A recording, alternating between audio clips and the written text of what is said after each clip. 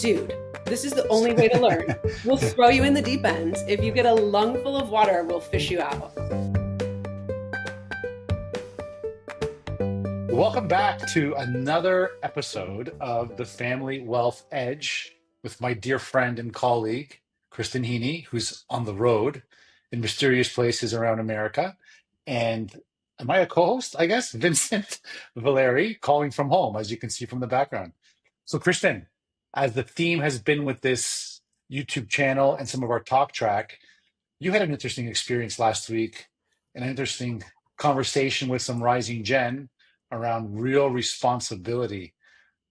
And you want to talk a little bit about that. So Yeah. fire away. Yeah. So the design of this conference that I was at was great. I was so grateful to be a part of it. We had one segment where we were talking to the rising gen and sort of helping them to develop their skills. We got to make another video to talk specifically about the approach that we took with them. It was basically like about influence and how do you have or find, I guess, influence in your family when you're not necessarily in leadership. So kind of like a leading up as it relates to family enterprise. So lots of great content there. We'll have to film another episode to talk about Sure. that. But my focus for the leading generation talk that I did the next day, which by the way, is the most stressful kind of presentation, like just how I'm wired. I'm great with like a conversation. This is what we've done together, the ways we've collaborated in the past with like a conversational presentation. Yeah. I'm your girl. But for this one, they were like TED Talk style, like no, Really? we want it like 17 minutes, really tight, wonderful, like insightful takeaways, which is kind of like my nemesis just based on my wiring for a presentation. And also they invited me to like be a little edgy and, you know, push some of these leading generation wealth creators, a lot of like G1s, G2s in the room, kind of push them a little bit. And the topic specifically was cultivating engagement in the next generation. And so I was like, now that part I can do. So that gave me the courage to like get out of my comfort zone with this style of speaking presentation. But I'll start with the end. So the way there's two mic drop moments. One was sort of at the end where I shared this quote, and I actually heard this quote on my favorite podcast, which was the Tim Ferriss podcast. And so Tim Ferriss was interviewing a film director and like producer and entrepreneur. His name is Robert Rodriguez. I've listened to him on are we dropping podcast names? On another podcast. Okay. And it was on the Rogan podcast. Okay. So maybe we'll get likes for this, Kristin. But yes, so I'm tracking you. Very insightful guy. Cool not only from his we're talking about off topic, not only about his work, but some of his theories around life. Yes. Yeah. So did please he talk about working with his kids? Because that's what I loved about it. I heard something about baselining. I wasn't tracking it because I was also traveling this week. But go ahead. Tell me about. He really took a deep dive. Like I've been recommending this, and we actually incorporated this into our leading gen group that we have as pre-work to listen at least to the section where he talked about working with his kids, because his approach to this is really wanting to get them a little bit out of their comfort zone, integrate them into things, get them involved in things that they, you know, don't necessarily have a ton of experience in, but will grow into. And he just speaks with such joy about like for him working with his kids. I just loved hearing about it. But the best part was that he drops this quote as he's describing the situation with his son, where, you know, his son got into a situation where he was very much in over his head, and Robert Rodriguez didn't have this skill set, so he couldn't necessarily even help his son. So he drops this quote, dude, this is the only way to learn. We'll throw you in the deep end. If you get a lung full of water, we'll fish you out. And I was like, yes. And so in the presentation from the stage, which was terrifying. Repeat it. He said, dude, this is the only way to learn. We'll throw you in the deep end. If you get a lung full of water, we'll fish you out. And like, for me, this really resonated with my experience of losing my dad young, where I felt like I got pushed into the deep end of the pool. And weirdly, it's part of why I became, you know, knowledgeable about all these things that I never thought I'd be knowledgeable about, and capable of navigating some of the technical conversations that I have to navigate, because I had this real responsibility at a very young age. And so while it's not ideal to like learn all of it at once while you're grieving your dad, I think there's some things that we can learn from my experience to apply to the reality of giving the rising gen not go on a junior board and do pretend work, not be an observer for like a decade.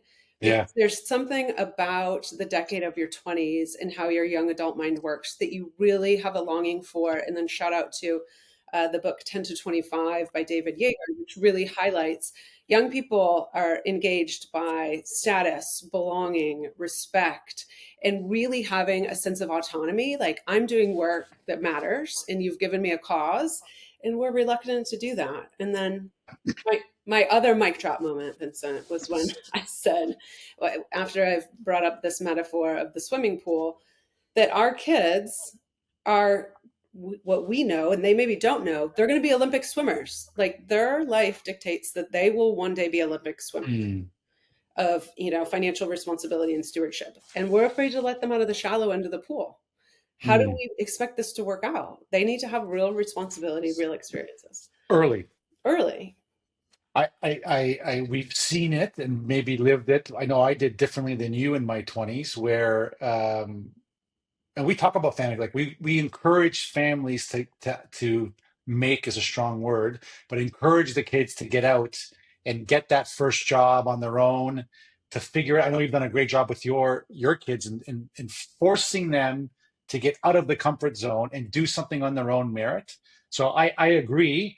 And you see, I think you can almost see it. You can almost plot it on a map for the young ones that do have that challenging experience in their late teens and early 20s to go out and get a job for on themselves, not the last name, or not on a parent referral. You see how that serves them later in life. Yeah. Because I think what the blessings and burdens of our work is that we see the younger rising gen, and we also see some of the older ones well into their 40s and 50s that still haven't self-actualized, and maybe in some ways don't really understand or appreciate what it means to really work hard and be accountable to something and somebody else. I think it's very important. I love how you described that's real responsibility. Mhm.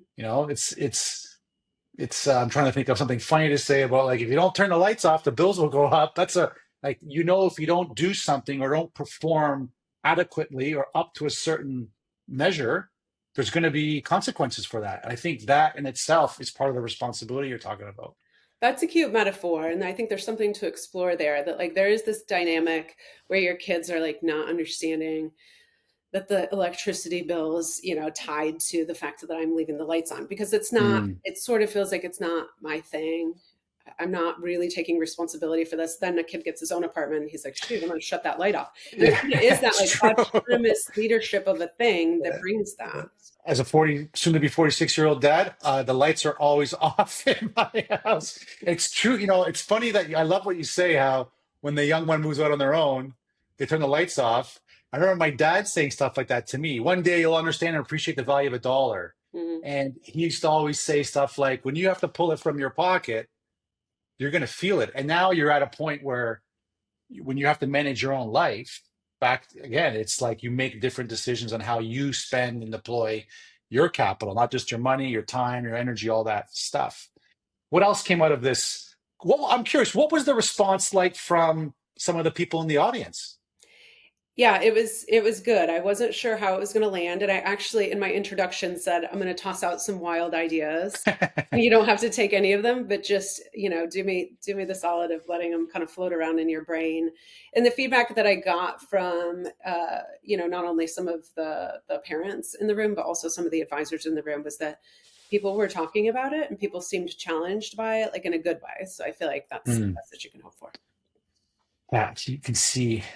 We talk. I'm so happy you had that experience and had the courage to put it out there. I think a lot of us, sometimes me included, we skirt some of these provocative statements to get people a little Yeah. on edge. And I found with parents, my boys are still very young, there's a reluctance to send them out in the real world Mhm. to go figure it out. And then, but research and history and all the different sciences show that it's the challenges, it's the tough times, it's the burdens that actually build you and your resilience so that you can take the opportunities and the responsibilities and achieve success when presented. Well, Any parents talk to you about it?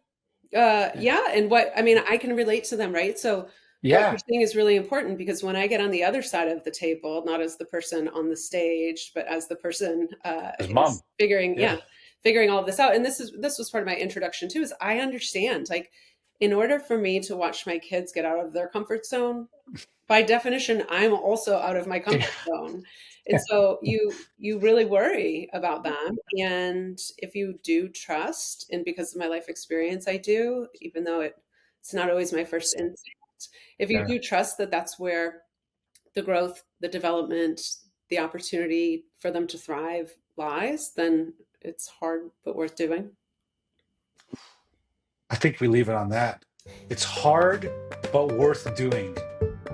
Thank you, Kristen. That's real responsibility.